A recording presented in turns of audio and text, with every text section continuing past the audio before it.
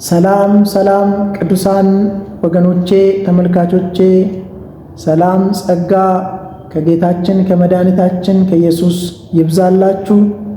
እግዚአብሔር የተባረከ ይሁን። ዛሬ የእግዚአብሔርን ቃል አብረን እንካፈላለን። ዛሬ የምንካፈለው ያው እግዚአብሔር ቃል የሚገኘው ኦሪት ዘፍጥረት ምዕራፍ 21 ከቁጥር 14 እስከ 19 ይሆናል።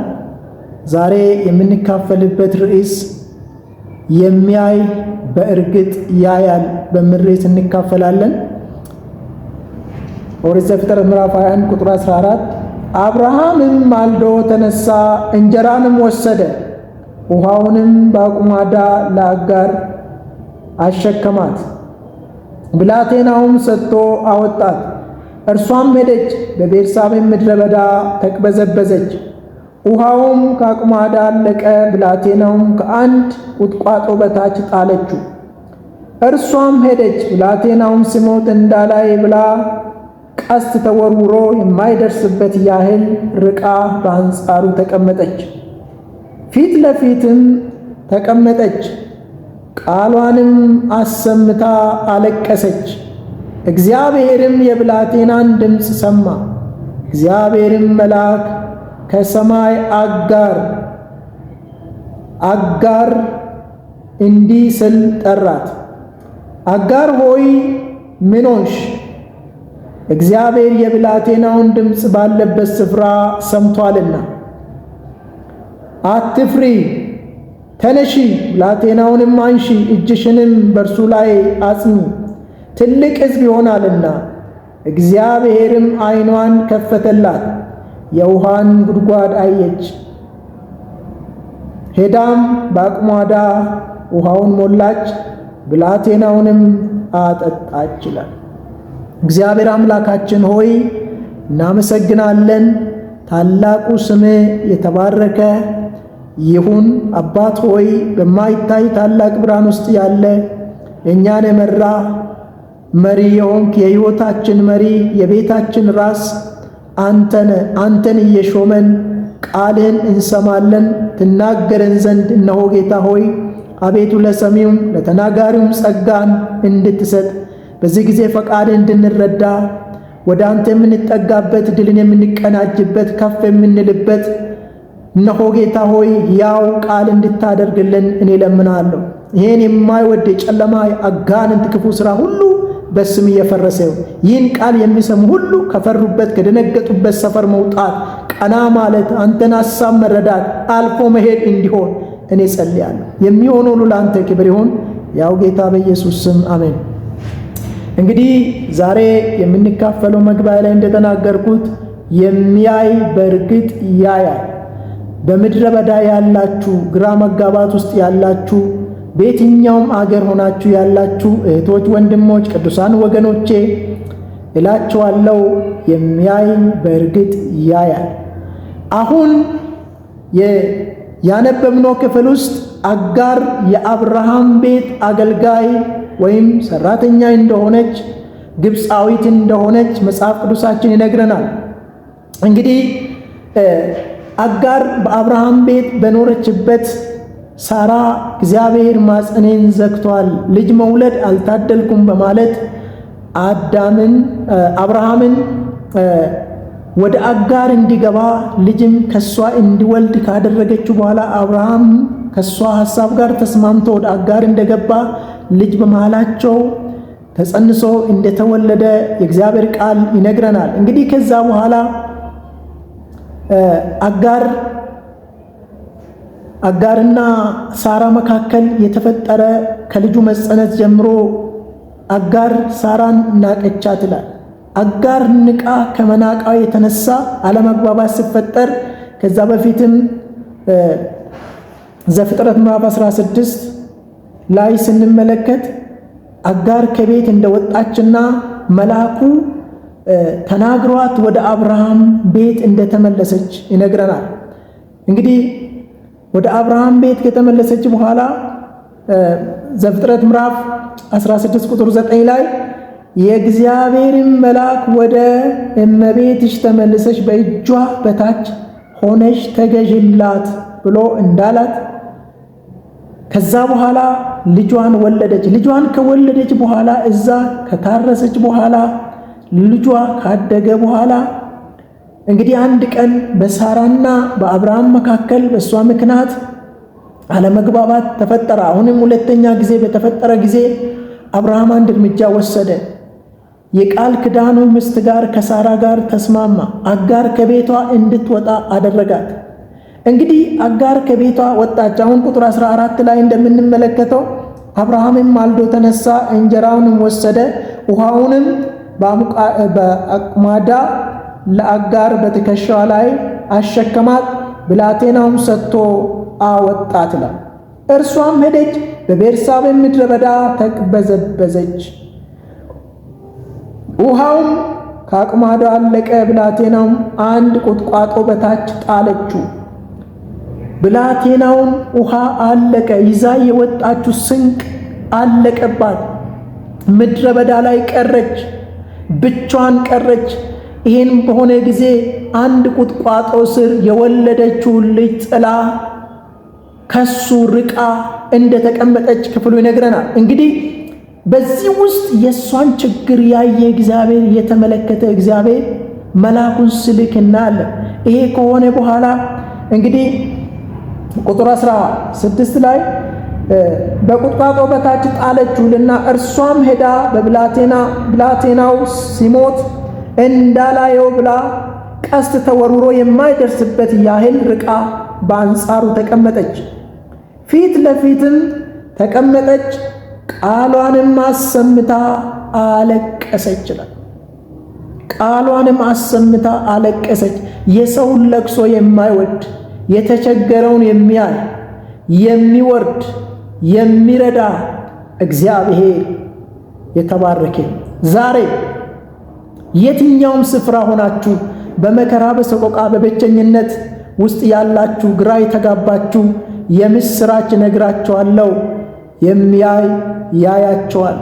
እግዚአብሔር ሰው እንደሚያይ አያይ። እግዚአብሔር በመንገድ ላይ አይጥልም፣ ይራራል፣ ያነሳል፣ ይደርሳል። ዛሬ ፈርታችሁ ደንግጣችሁ ግራ ተጋብታችሁ ያላችሁ እህቶቼ ወንድሞቼ እነግራችኋለሁ፣ የሚያይ ነገር የማይሰወርበት የሚያይ ሰማይና ምድርን የሞላ በማይታይ ብርሃን ውስጥ ያለው እግዚአብሔር እርሱ ያያል። መጽሐፍ ቅዱሳችን ላይ ስንመለከት ኢዮብ ምዕራፍ 34 ቁጥር 21 ላይ ዓይኖቹ በሰው መንገድ ላይ ናቸው፣ ከሰማይም በታች ያለውን ሁሉ ያያል ይላል። እግዚአብሔር ነገር አይሰወርበትም። የኛ ነገር አንዳንድ ጊዜ መከራው ስንገባ፣ ሰቆቃው ስንገባ፣ ግራ መጋባት ስንገባ እግዚአብሔር የሚያይ አይመስለንም። ብቻችን የቀረን ይመስለናል። ጩኸታችንን የሚሰማ ችግራችንን የሚካፈል ብቻ የማይተወን የሚያይ እግዚአብሔር አለ።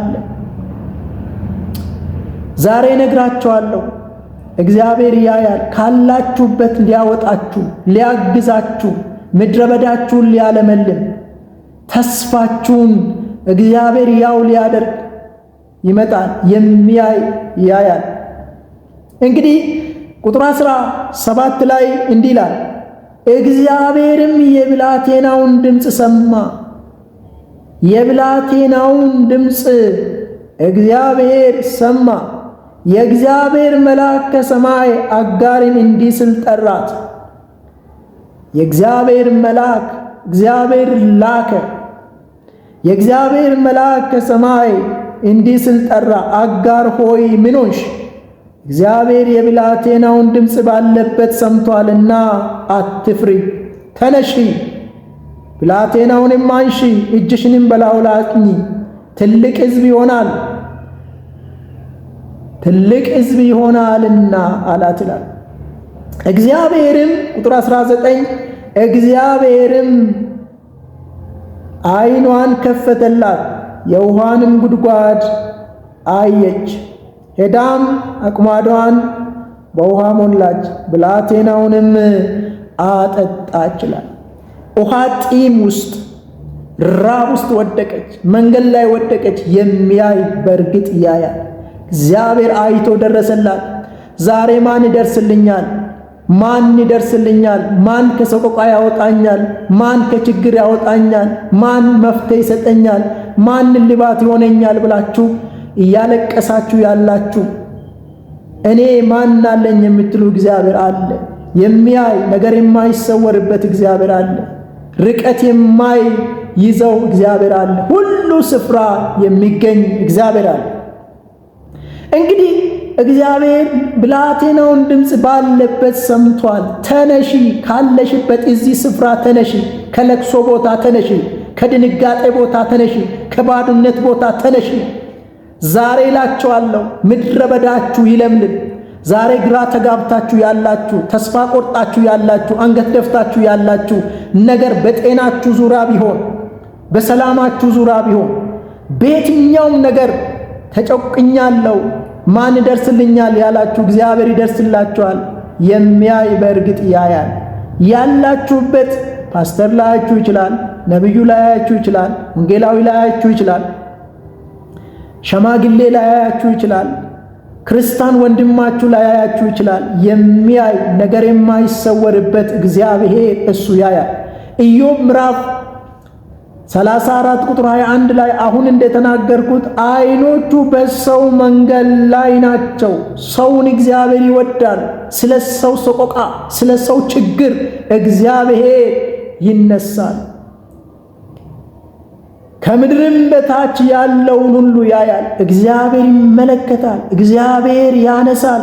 ከትቢያ፣ ከፋንድያ፣ ከችግር ቦታ፣ ከሰቆቃ ቦታ፣ ከሐዘን ቦታ እግዚአብሔር ያነሳል። እግዚአብሔር ደርሶ ይታደጋል። እግዚአብሔር ደርሶ ያወጣል። የሚያወጣ እግዚአብሔር አለ። የሚያይ በእርግጥ ያያል። ብላቴናውን አየ፣ አጋርን አያት፣ ረዳት፣ ወረደላት፣ መልአኩን ላከላት። እግዚአብሔር እንዲደርስልን እንግዲህ ምን ማድረግ አለብን? አንዱ በመታዘዝ በፊቱ መመላለስ፣ በሁኔታው ውስጥ ትእዛዙንና ቃሉን ይዘን በፊቱ መመላለስ፣ በፊቱ መገኘት ነው።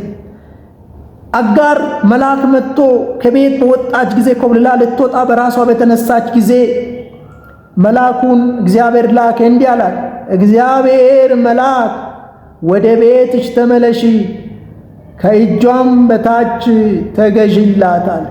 በሳራ እጅ በታች ሁኚ፣ እሷ ያንቺ መሪ ነች፣ እሷ ያንቺ አለቃ ናት፣ እሷ ያንቺ መጋቢ ናት፣ በእሷ እጅ ስር ሆነሽ ተገዥላት ብሎ እግዚአብሔር ሲነግረው አጋር ወደ ቤት ተመልሷ ልጇን እንደወለደች ይነግረናል። እንግዲህ ሁለተኛ እግዚአብሔርን እንዴት ሆነን እንጠብቅ ብለን ካለን እያመለከን፣ እግዚአብሔርን እያመለከን እግዚአብሔርን እንጠብቅ።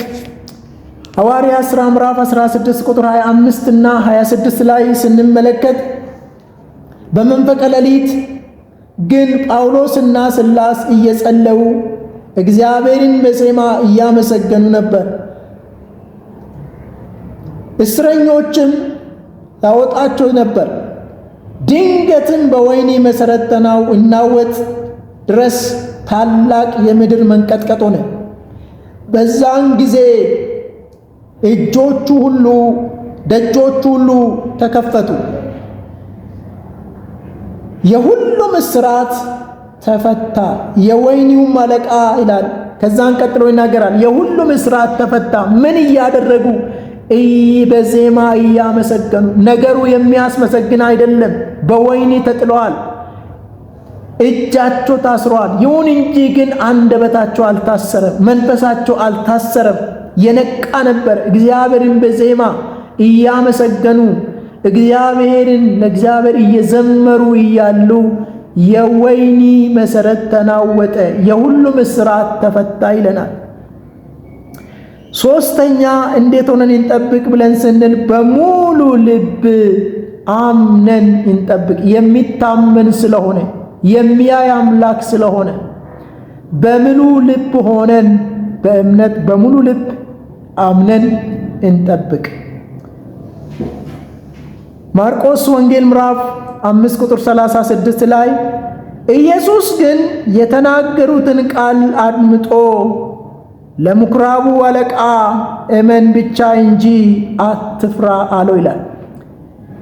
ይህን ታሪካዊ ዳራ በዚህ ማርቆስ ምዕራፍ 5 ላይ አንድ የምኵራቡ አለቃ ልጁ ልትሞትበት በደረሰች ጊዜ ወደ ኢየሱስ ክርስቶስ መጥቶ ልጄ ልትሞትብኝ ነው አድንልኝ ብሎ ኢየሱስ ክርስቶስን ለመነ።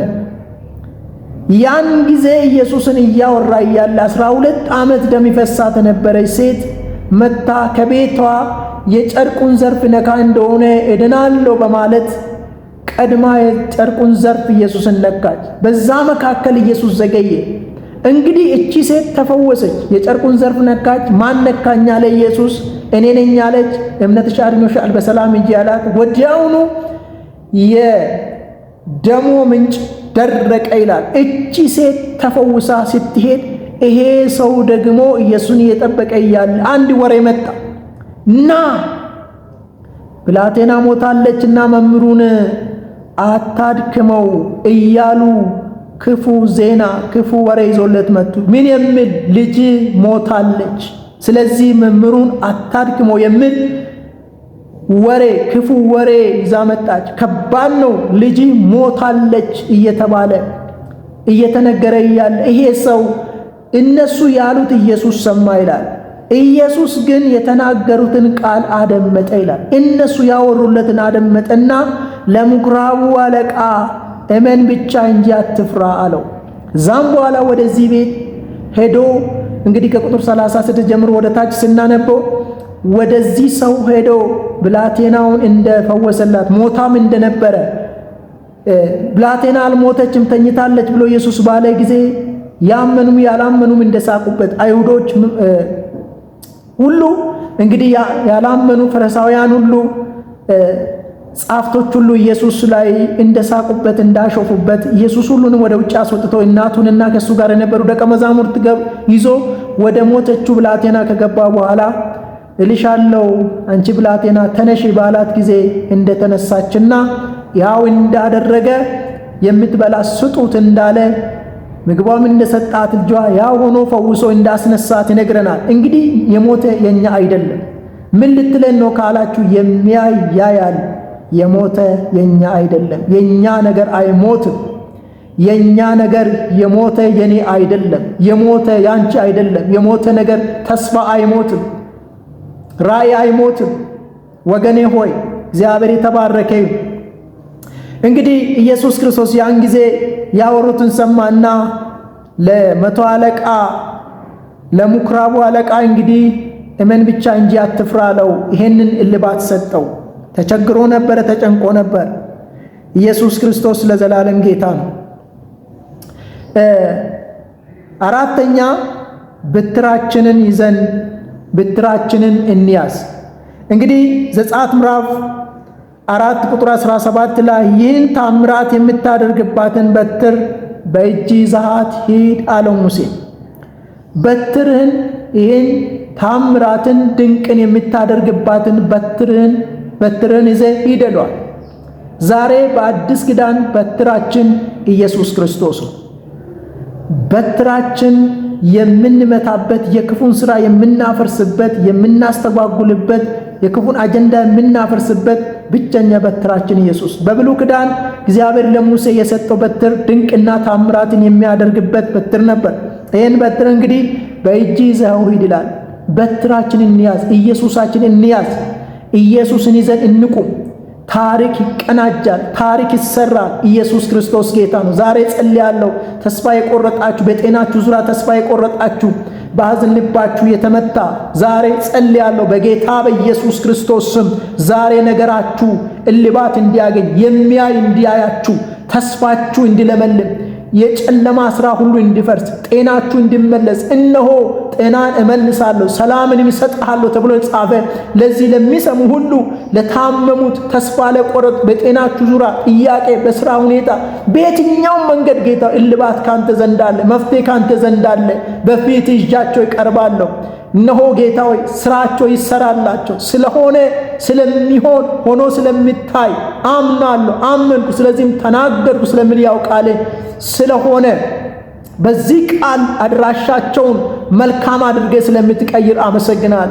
እነሆ አጋርን ከዛ ስፍራ፣ ከሰቆቃ ስፍራ፣ ከፍርሃት ስፍራ፣ ከባዶነት ስፍራ፣ ከራብና ከጥማት ስፍራ ያነሳት የደረስክላት ለሕዝቤ እንድትደርስ እኔ ጸልያለሁ። እነሆ ጌታው እንደምትደርስም አምናለሁ። ስለ ሰማይን ክብር ላንተ ይሁን። በያው ጌታ በክርስቶስ ኢየሱስ ስም አሜን።